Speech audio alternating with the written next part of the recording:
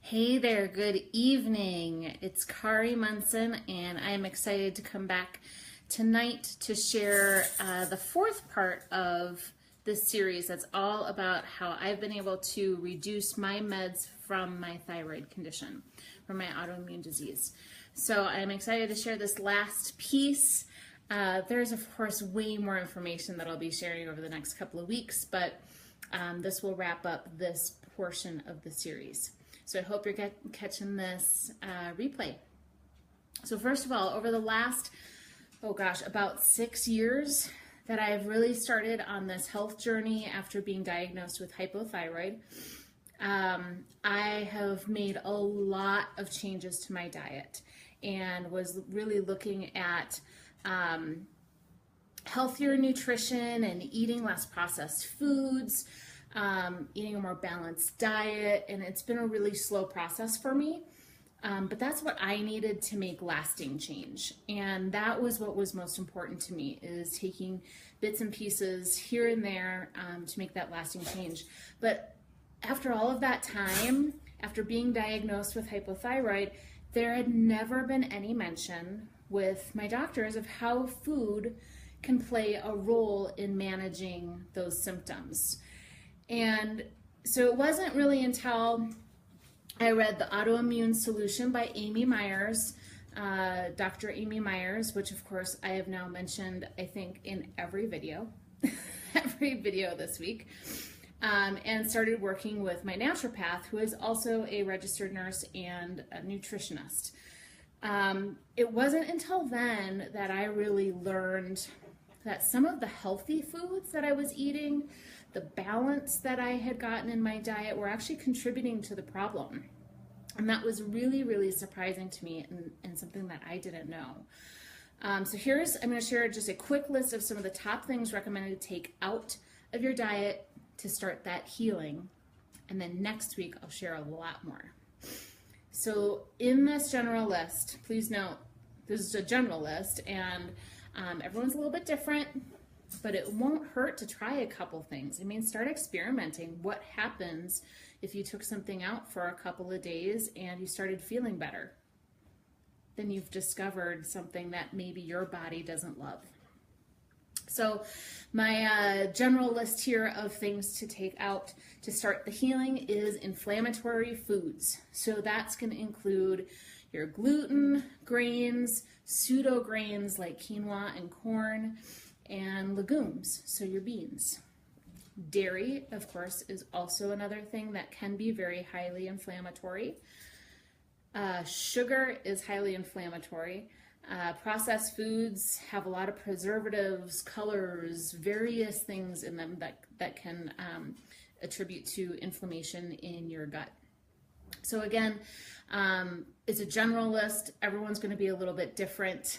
Talk to your doctor about what they want you to do. And some other things that were surprising to me, this was the surprising part of the more surprising part of the list, I guess, particularly for thyroid issues, is raw goitrogens. And I know I didn't know what goitrogens were, but they are your broccoli, cauliflower, and kale. Those types of vegetables that are so healthy for you. But if they are raw, they can actually suppress your thyroid function. So definitely cook those. And for me, I had been so far gone that I actually needed to take them out completely for a while, and I've been able to add them back in. And the other one is nightshades. So that's your eggplants, peppers, tomatoes, and white potatoes. Again, most of those I've actually been able to add back into my diet. I've also discovered through this that I have a tomato allergy, which I admit is a major bummer. So of course, this is a much larger topic, and I will dig into it much deeper, but I wanted to try and keep this a little bit shorter on this Saturday evening. And what I have really found is that knowledge isn't just power, it's empowerment. And what I mean by that is there are two, you have power in knowledge, but to be empowered to make better decisions for your life, is just incredible. And so please go back to part 1 of this series with the recommendations of resources if this is something that you want to be looking into. They're a fantastic place to start. But there are 2 things that I try and keep in mind on this journey, because if you thought about that list and went, what? There's no way I'm going to take out all of those things. Well, it's possible, first of all. But it's partly about finding the right substitutions so that you still get some of those things in your life that you enjoy, and slowly weeding some things out. But there are 2 things that I try and keep in mind. The first is, the more I understand about why a food doesn't work for me, and the more I pay attention to how I feel when I have something that isn't working for me, the easier it is to say no. Because I don't like feeling yucky. And number 2 is, I really try to focus more on all of the amazing foods that do serve my body versus being restricted. So I like to try and remember about all of the amazing, wonderful foods that I can eat that do serve my body and do help me stay positive. So that helps me stay positive in that. But to be honest with you, I am nowhere near being perfect.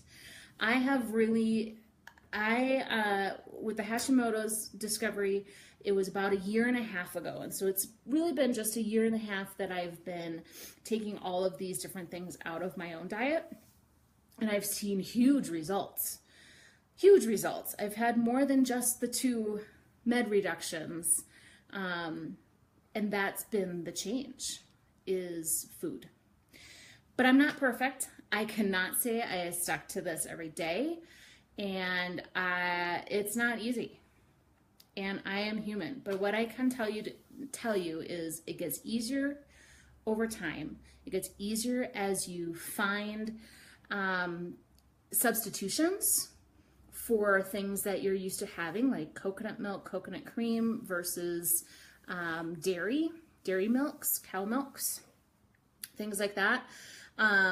That you can get used to it and you can really enjoy it. So slip-ups happen. I have had times when I went off the rails, but I got back, and boy did I feel a difference almost immediately. I get back faster and faster and faster. That's the beauty, is the more you do it, the easier it gets. And yeah, it takes a lot of time those first couple of times that you go grocery shopping, trying to figure out what you are going to buy, but you will fall into a pattern, and you know, these are the products that I buy because I've already checked out the labels, right? So those are the things that have really helped me on my journey. Again, I'm not a doctor or a nutritionist or endocrinologist or anything like that, but this is my journey, and so I'm hoping that this will help you if you are going through some of these issues as well. Definitely check out the first 3 pieces of this blog series. About advocacy was the first piece. Second piece is resources and research. Third piece was finding the right doctor, and this was the 4th piece about nutrition. Next week, I'm going to dive deeper into that nutrition piece and share the next phase of what I'm doing with my nutrition that is already starting to help me just 1.5 weeks in. So I'm super excited to share a little bit more about that. And thank you so much. So thanks for joining me on this Saturday night, or catching the replay, whichever you're doing. And I will talk to you soon.